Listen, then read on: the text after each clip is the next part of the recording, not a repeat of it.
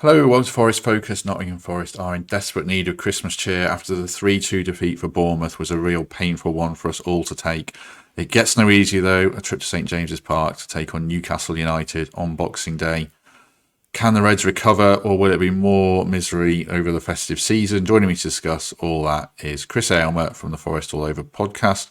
Chris, good of you to join us. We're recording this straight after the Bournemouth stream, so I doubt your mood's improved slightly at all in about the 65 seconds it took for you to log on to this link. But how are you feeling about this game? Any hope, or are you pretty resigned that it's going to be another defeat on Boxing Day? Well, I'd have to be pretty Jekyll and Hyde to switch straight into a really positive and upbeat mood. Well, your colleague Matt does say you are Jekyll and Hyde when it comes to the podcast, to your podcast and our podcast. He seems to think so. Yeah. No. I'm not going to look at this game in any other way but an opportunity. That's how we have to start thinking. Now we have to, even though St James's Park is one of the toughest away grounds to go to, we have to start thinking of it as a new opportunity 2 days later. I think it's the only positive thing I can say is the game's just coming straight away. And you don't want a result and the manner in which we lost to Bournemouth to be mulling around the players' minds for too long. So I'm glad it's just quick and easy and it's coming. It was going to be a difficult game regardless of what happened with the Bournemouth game today. But yeah, I think we have to get out of that mindset of thinking, oh, this is going to be a really tough game. The players do anyway. They have to go in there and think we have to do well. But all I want for Christmas, Matt, is a clean sheet. Give me a clean sheet and I'll take a 0-0 draw. I suppose, the hard part of that is just thinking, they've got Kieran Trippier loading balls into the box who, apart from Trent Alexander-Arnold, is as good as it comes. The big test for us, again, as we saw the terrible failings against Bournemouth, is can we defend the ball in our box? Nuno's got virtually no time to work on that. So the players have just got to step up and do better, haven't they? Massively. And I think that Nuno's got to bring them around and have a bit of a conversation with them, because the important moments, like in the last game, are letting us down, not just from crosses or set pieces, but in general. And I think he's got to sit them down and say, listen, we're good enough to go out here and get something in this game. And you have to believe that, first of all, because the players seem to be lacking belief and they seem to almost be accepting those awful moments that seem to be happening to us late in games. I think the key for this game really is to recognize that, like, Newcastle are beatable like any other team. They lost today to Luton, so why can't we go to St James's Park and do a number on them? But Nuno's going to have to inspire the players quickly, and he's going to have to get organised fast, because Newcastle, when they come out the gates at St James's Park, they're like greyhounds. They're just all over you. So I think it's going to be really important to nullify them early on. What about the formation? Obviously, we played 4-2-3-1 today. I'd quite like to see us go to a back three, but we have no Willy Bolly. We have, Niakate and Murillo in questionable form coming out of that game. Do you go to a back five and, Omar Bamidele's waiting? We don't know about Felipe. Joe Worrell's exiled with Scott McKenna. Do you go to a three, or do you think we stick with a four and try and, have some kind of continuity? We've seen so many changes this season in the formation that we even saw 2 changes in the game today against Bournemouth because of the red card. So it's hard to know what to do and what's going to work. You just have to set up to be hard to beat. A back five would be ideal against the Newcastle side, but I think I'd like to see Nuno's original formation that started out the day against Bournemouth, because he didn't really get a chance to play that out with the way the game went. So I'd like to see him try and test what he's looking to put in, week out. And I know it's an away game and usually you get a bit more defensive away, but I'd just like to see it again. What about in goal? You were not particularly a fan of Matt Turner's performance against Bournemouth. He was retained after, an absolute nightmare against Spurs. Can you chop and change keeper again with January on the horizon, or do you have to stick with Turner and show that backing for him now? So he had some positive moments in the game, claimed balls really well, did the basics really well. Just to give a bit of sweet before I give the bitter. But ultimately, if you make big mistakes like you have against Spurs, awful mistake, 2 mistakes in one movement, gives the ball away, then the ball gets slammed straight at him and it hits off his hands, goes straight in the back of the net. And then obviously against Bournemouth, it wasn't a mistake, but it's a slightly savable chance, and that's what you're getting paid big money for, is to be the big goalkeeper in those moments and palm it clear of the bar. He did well to get to it, but it was bad in general, in my opinion. I think you have to switch it out, because the confidence is a massive thing for two really key players in the pitch. One is a striker. If they're not scoring goals, it's going to be in their head. If they are, they're going to be like Solanke and bang them in. The other one is a goalkeeper. If your confidence is down, you're always going to be thinking in your head, oh gosh, what if I make another mistake? And all goalkeepers make mistakes, but we can't afford that against Newcastle, because if they go 1-0 up, even 1-0 could be curtains for us, because I don't know how we score at St. James's Park. I suppose one hope on that front is Chris Wood. You mentioned confidence. He's coming off the back of a really good performance. He's going to a club where he was well down the pecking order and no one there really fancied him, the fans, in terms of a quality striker. So he goes there with a point to prove. Is that one source where, he's not going to be a guy who bangs in a hat-trick, but if we give him good service, he might be able to nick a goal for us and, prove that point that he'll be looking to do at his old club? Yeah, and Chris Wood's experienced, isn't he? He's been in this position before. He knows the mission. He was with Burnley for years trying to keep them up. He went to Newcastle and did a really good job early on. I think they finished 9th. They were bottom of the league in January, then they ended up finishing 9th. And he was a big part of that, not just goals-wise, but in terms of what he offered with his aerial presence. I think that is positive. I think going into this game, he won't be feeling any pressure. He's been here, done that a million times before.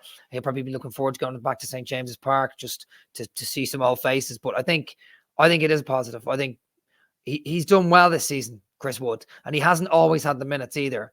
And he scored some really important goals late against Sheffield United. Obviously those 2 against Luton, but we didn't hang on. But I think that is a positive to take from, and Elanga too.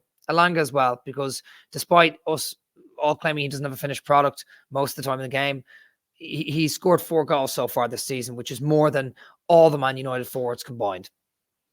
No, very true. What about Morgan Gibbs-White as a central midfield player? I thought he did really well, but we haven't really got another number 10. So if we're going to play that formation, I guess then you have to shuffle him back forwards and hope he carries on the form he showed against Bournemouth, even if it's in a different area of the pitch.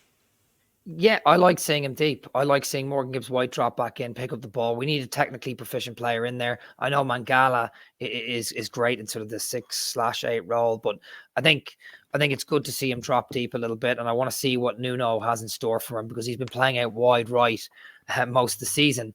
And I know people want to see him as that true number 10 sitting just behind the strikers, but we don't really have necessarily the personnel in general to play that. So I'd like to see him on the ball more, but he doesn't have as much time as he thinks he does when he drops deeper. And he seems to hold the ball a little bit longer. But when his confidence goes up, you see lots of tricks and turns and lovely through balls. I think he played one through to Wood there at the end of the game against Bournemouth that Wood lashed onto it, but didn't do anything with it, crossed it in, I think. But I think, yeah, I like seeing him drop deep, and I think his confidence has gone up. And those set pieces that he put in as well against Bournemouth, we're positive, and we're going to need loads of them against Newcastle. So, yeah.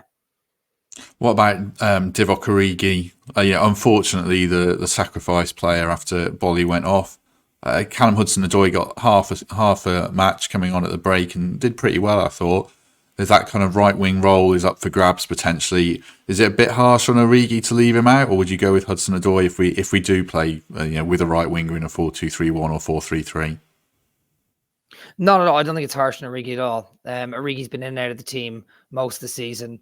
I haven't seen enough from him, and maybe that's because he has been in and out so much. But I'd like to see Hudson-Odoi back in there. Although I mentioned he was rusty in the game against Bournemouth, I still believe he has the talent. And there was a couple of times he was on the ball where he looked really confident and again, really technically proficient. I'd like to see Hudson-Odoi start, if I'm honest. Him and Gibbs-White, they have a little bit of an understanding. You can kind of see it growing. And I'd like to see Hudson-Odoi start. Do you think we have to go into the game with kind of a sense of injustice? I know obviously we were at fault against Bournemouth, but if Nuno wants to say, look, we've been screwed over there by terrible officiating, it can kind of galvanise a group potentially. It could be something to work with against, what we know is a top quality Champions League chasing side.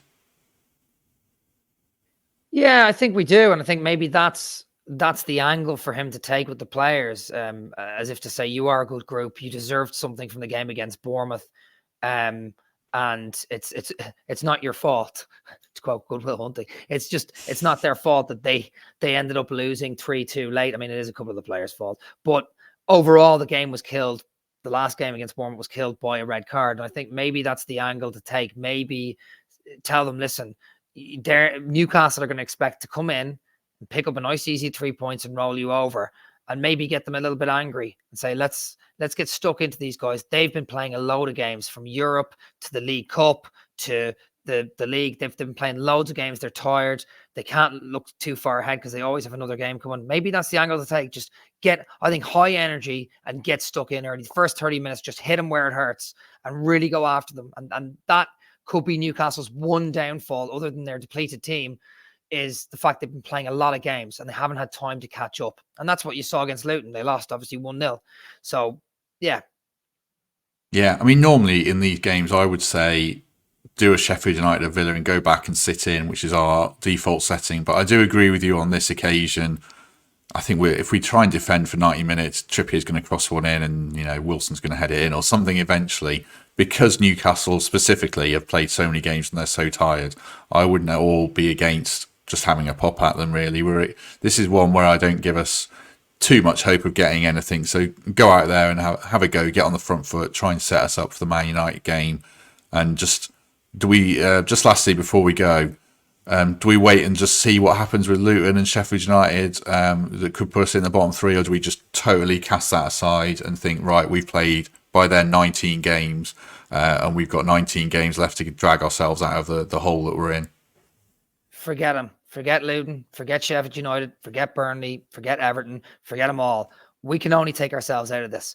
Everton galvanised themselves after getting a 10-point deduction and being second from bottom by simply getting angry and forgetting every other team that was there, and they won 4 in a row, and now they're probably going to be fine.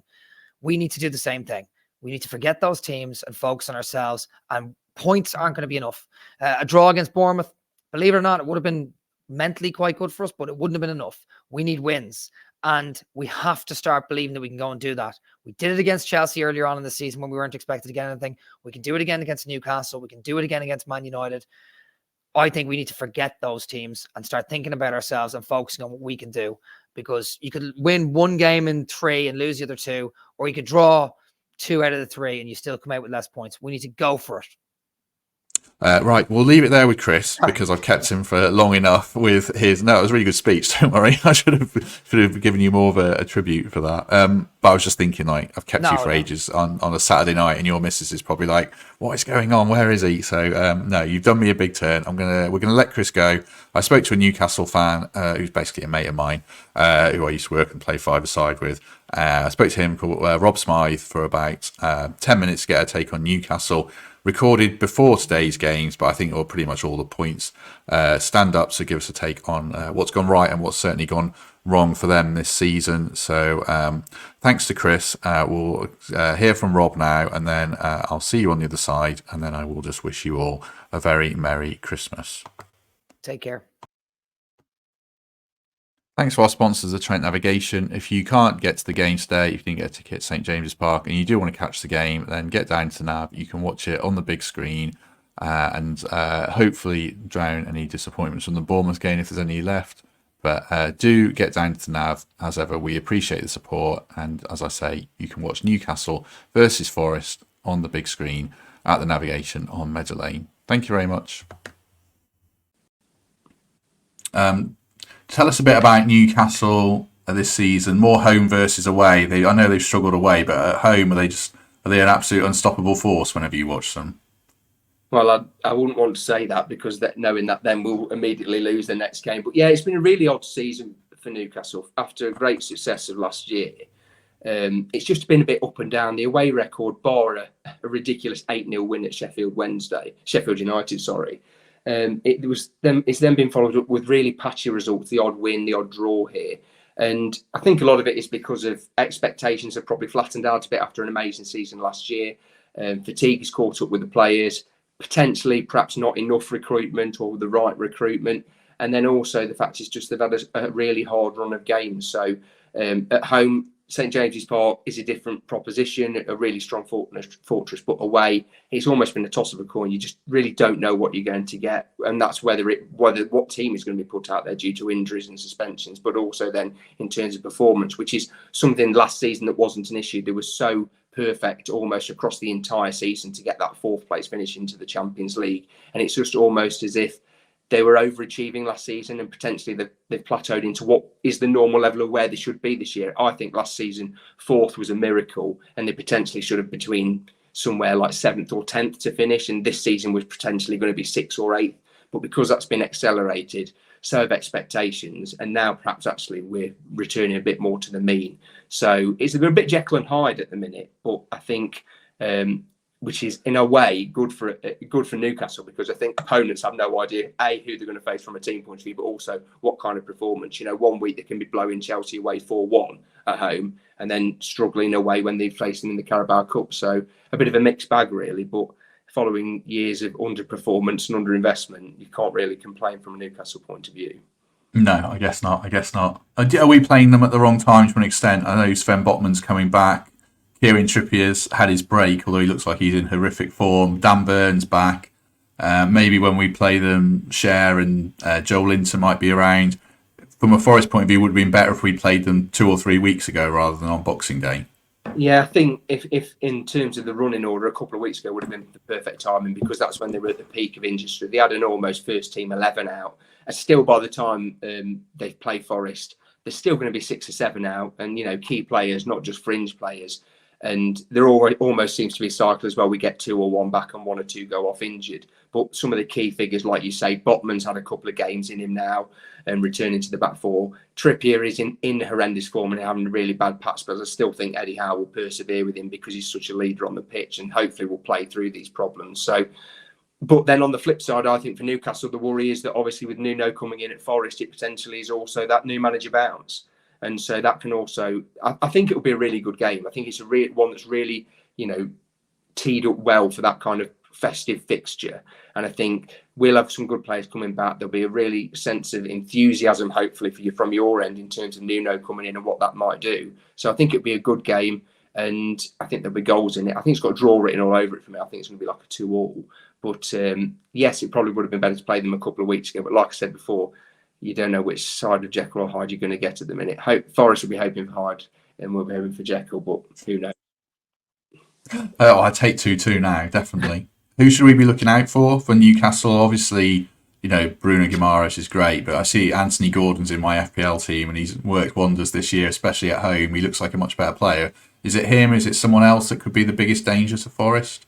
Yeah, I think, going on the past few weeks and people being in and out of form, Anthony Gordon's a good shout. He's turned me around. I had no time for him when he was an Everton player. I thought he was just a bit of an irritant. He had that kind of Joey Barton feel about him, or Robbie Savage feel about him, where if you play against him, you hate him. If he plays for you, you love him. But to be fair, since he had an amazing Euro Under-21 Championships in the summer, he's come back and he's been absolutely excellent. Probably at the minute has been Newcastle's player of the season. But aside from him, and you've mentioned Bruno Guimaraes, he's been fantastic. For me, the standout over the last couple of weeks has been Lewis Miley, this young 17-year-old from the academy, thrust in because of injuries and the Sandro Tonali suspension. And he's just been fabulous. It's one of those things where we've had so many false dawns from a Newcastle point of view of players coming through the academy and not quite hitting the grade. But he's elegant on the ball. He's not the kind of player I thought he was going to be. He has that kind of extra kind of few seconds about him, breathes a bit of something different into the Newcastle team. So I think if he plays, he'll be a danger as well. And I think the other 2 things to think about as well, about who will play up front. I think by the time Forest come to St James's Park, Isaac will be fit. So it'll be a mix between Isaac and Wilson. They're both very different players. Wilson's such a goal-getter and a poacher. He's fantastic. Isaac's a bit different. He's a bit more ornery, likes to drift off the ball. So I think there's so many options. And then there's so many players coming back as well. Like you mentioned, Botman, Rolls Royce of a player at the back, one of the best centre-halves I've seen at Newcastle perhaps since Jonathan Woodgate, who's the best defender I ever saw at the club. Not that there's a big long list, a list that has in the past included Nikos Davies and Titus Bramble. I don't think, you're doing much to top that list. So there's a lot of players coming back. But for me, if I was a Forest fan going, taking aside the big names you've mentioned, I'd really keep an eye on Lewis Smyth, because more than anything, he's a really nice player to watch, and one of those really nice players where you think he could have a really strong, solid future in the Premier League, whether it be for Newcastle or not, and even potentially, an England career, someone in there. And sorry, one more person as well, whether he'll play or not, I don't know, due to the fullback situation, but Tino Livramento, who we signed from Southampton, who nobody thought would get a look in because of Trippier's form, because of various injuries he's played, and he's not had a bad game for Newcastle yet. He's been fantastic. Whether he's played right back, left back, right midfield at one point, he's been a revelation as well. And, although he was a good chunk of 35, 40 million pounds, it looks like a really amazing signing and really prosperous for the future for both Newcastle and potentially England. So I probably listed the entire team there, but Lewis Smyth is the one for me. Livramento's in my fantasy team as well. He's really good. Yeah. If he keeps his place or not, I don't know. Is there extra onus, probably just lastly, on the game for Newcastle, in the sense that after this game, I think you've got Liverpool, Arsenal, Villa, or Liverpool, City, Villa, some kind of combination of that back to back. Newcastle are going to look at this, and the fans are going to look at this and think we must win, I guess. Is that potentially a chink of light for Forest to maybe exploit that expectation in a sense? Yeah, definitely. I think the next two games are Luton away and Forest at home. And for me, they've got to get 6 points because they've got such a tough run in afterwards, and throw into that as well a Newcastle-Sunderland FA Cup third round tie, which will be, although obviously they're in different leagues now, will be a massive occasion. Newcastle have got a horrendous record against Sunderland, so there'll be unsurmountable pressure in that. So to throw that in.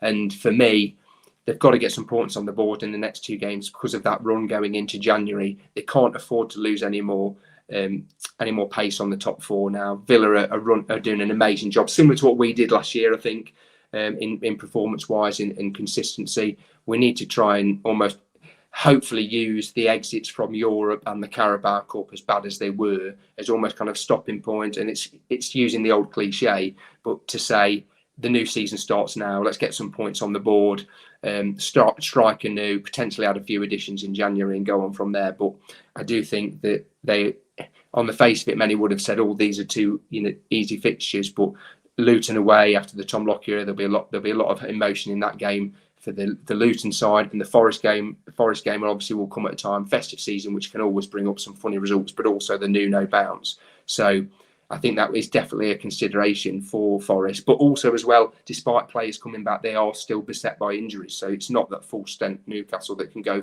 full out. So I'm never confident as a Newcastle fan about any result ever, or never will be. So for me, I still hang my hat on. I think it'll be a good game. I think it'll be a positive game, but I still think it'll be something like a 2-2, which will be, I'd take that now, and hopefully a nice, enjoyable game for Boxing Day. Thanks to Rob there for giving his thoughts. Like I say, we recorded that before the Bournemouth game, so oh my gosh, would absolutely take 2-2 now, or any sort of results to try and help us out of a hole. But let's try and be optimistic anyway and see if we can get something. Like I say, this is our last one before Christmas. So thanks to everyone who's listened these last couple of weeks since we started Forest Focus. It's really appreciated. Have a good Christmas, everyone. Very grateful for your support. Enjoy the festive spirit as much as you can. And like I say, hopefully we get something against Newcastle. It would be a massive result. Any kind of point victory, performance, something to take into the Man United game to try and get away from the despair of the defeat to Bournemouth. But like I say, have a good Christmas. Appreciate the support, and we shall see you soon.